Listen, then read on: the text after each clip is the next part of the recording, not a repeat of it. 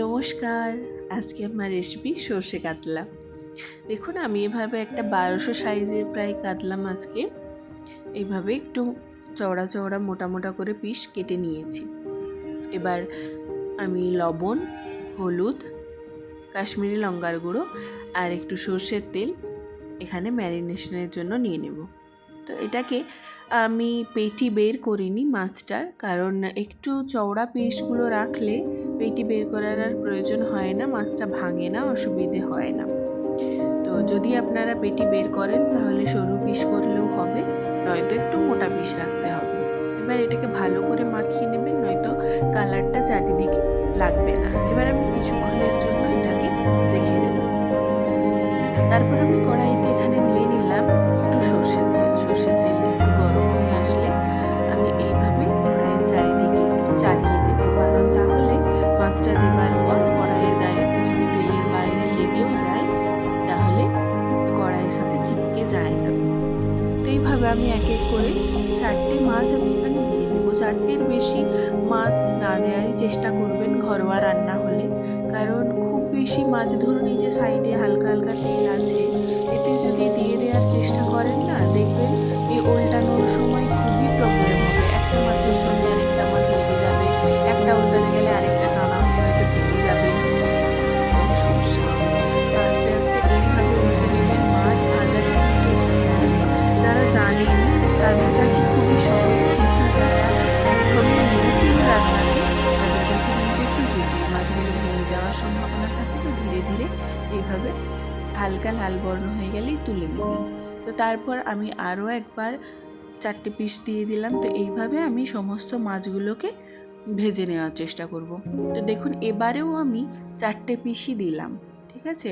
তেলটা চারিদিকে যাতে থাকে এরম একটা দেখে, মাছগুলো যাতে একদম তেলেতে ডুবে যায় এরম দেখেই আপনারা মাছগুলো দেবেন। কম তেল থাকলে আরও কম মাছ দেওয়ার চেষ্টা করবেন, নয়তো সাইডে সাইডে লেগে যাওয়ার চান্স থাকে, মাছ কিন্তু ভেঙে যাবে। এইভাবে আস্তে আস্তেই উল্টে নেওয়ার চেষ্টা করবেন। করে নেওয়ার পর আমি দেখুন এবার রান্নার জন্য আমি কি কি ইউজ করব। কাঁচা লঙ্কা, টমেটো এটাকে পেস্ট করে নিলাম, রসুন, আদা এটাকেও আমি পেস্ট করে নেব, আর এখানে আছে কালো সর্ষে, সাদা সর্ষে, জিরে আর পোস্ত, এটাকেও আমি পেস্ট বানিয়ে নিলাম। এবার ওই কড়াইয়ের মধ্যে মাছ ভাজার তেলেতেও আপনারা দিতে পারেন। একটু চাড়িয়ে নিয়ে দেখুন আমি এখানে দিয়ে দিলাম 2টো দারচিনি, 2টো লবঙ্গ, আর আমি দিয়ে দেবো এখানে 2টো কাঁচা লঙ্কা চেরা। ফোড়ন কিন্তু তরকারির জন্য খুবই ইম্পর্ট্যান্ট, ঠিক আছে। এই মাছের তরকারিতে আমি ফোড়ন হিসাবে তাহলে ব্যবহার করলাম 4টে জিনিস আর কিছুটা গোটা জিরে। এবার এগুলোকে একটু ভালো করে নাড়িয়ে ভেজে নিতে হবে। তারপর কুচো কুচো করে একদম ছোট ছোট করে কেটে রাখা আমি পেঁয়াজ এখানে ব্যবহার করব। তো এখানে আমি 2টো বড় সাইজের পেঁয়াজকে কেটে নিয়েছি। পেঁয়াজটাকে ভালো করে ভাজবেন একদম হাই ফ্লেমে দিয়ে।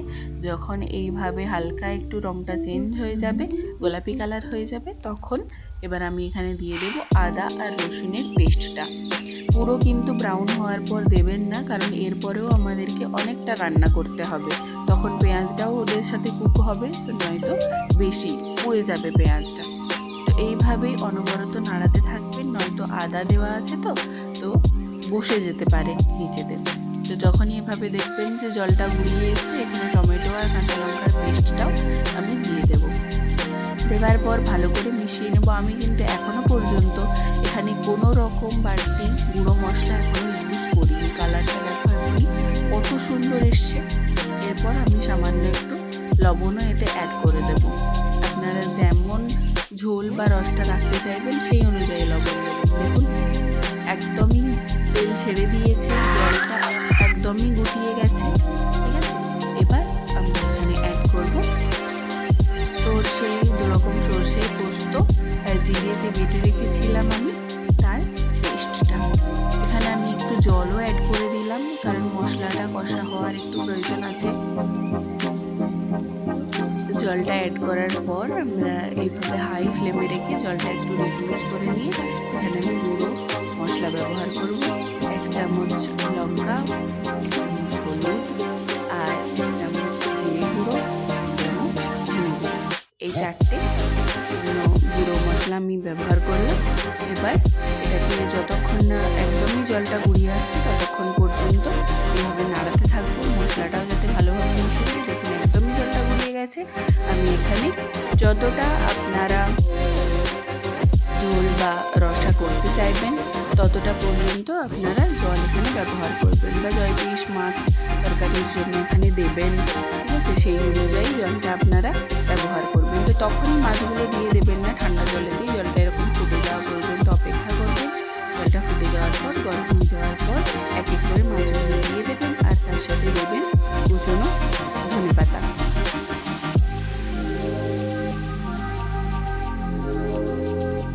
এবার আমি এখানে দেখুন তারপর নামিয়ে নেব। লবণটা একটু শেষে